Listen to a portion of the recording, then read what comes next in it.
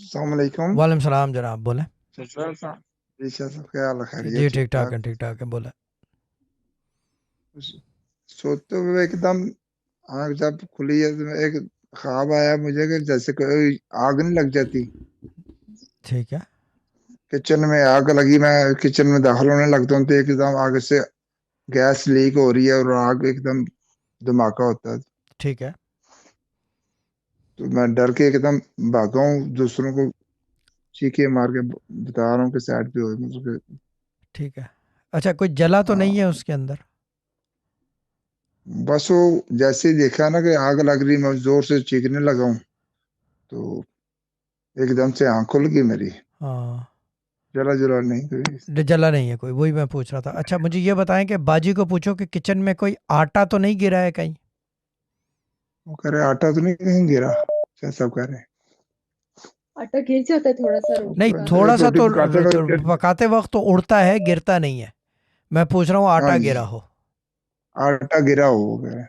जी थोड़ा सा निकल जाता है गूंदते वक्त, पकाते वक्त बाजी एक मिनट, नहीं। एक मिनट। वो गिरता नहीं है, वो निकलता है आटा। उड़ता है। वो निकलता है, यानी कि जिस आप बर्तन में बना रहे हैं तो गूंदते वक्त आटा जब निकालते हैं तो वो गिर रहा होता है, वो गिरना नहीं होता। वो एक अलग स्टोरी है। आटा गिरने का जी सर, मतलब सब होता है कि पूरा कप जो है आपसे गिरा हो, कि लंप आटे का गिरा हो। आटा गिर गया हो गिर सारा। जाता है, गिर जाता है, अक्सर गिर जाता है मेरे से। कैसे गिरता है, मुझे ये समझाएं। ये नहीं पूछ रहा कि क्यों जब गिर रहा है। बर्तन में हाँ। सब जब बाजार से लेके आते हैं ना, तो उसको जब मैं वो बड़े बर्तन में डालती हूँ तो तब भी गिरता है, और हाँ, जब आटा गिरा। निकालती हूँ गूंदने के लिए तब भी गिरता है। हाँ, बंद कर दें, आटा नहीं गिरना चाहिए। और मेरे ख्याल से गिरता चले है मैं और आप क्या। एक मिनट, और गिर रहा है और आप मेरे ख्याल से साफ नहीं कर रहे, तो वो पैरों के अंदर आ रहा है। आटा पैर के नीचे आने वाली चीज नहीं है। सही है। ठीक ठीक। अब इसको मैं आगे बढ़ा दूं, अगर आप लोग खामोश हो। आटा पैर में आने वाली चीज नहीं है, वो इस वजह से क्योंकि जब कुरान गिरता है तो आटे के अंदर तोल के उसको उस फिर गरीबों को दिया जाता है।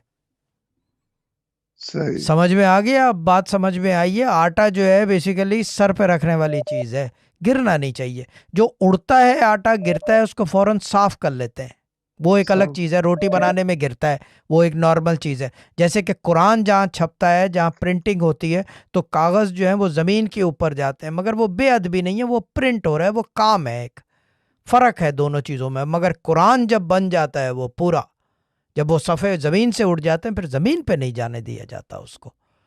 और फिर पैरों के अंदर तो सवाल ही नहीं पैदा होता कि वो आए। आटे का ये है। अब समझ में आया रिवॉल्वर? शाहजी क्या बात है यार, हाँ यार क्या बात है। ये रिवॉल्वर इल्म तो मेरे पास कूट कूट के एक एक बारीकी का इल्म है, ठीक है ना।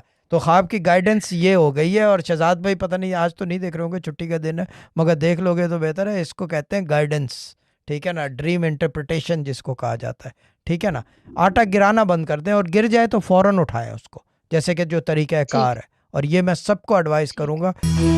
This is the place where it all happens. Sufi Guidance channel on YouTube. Share, like and subscribe, and do love.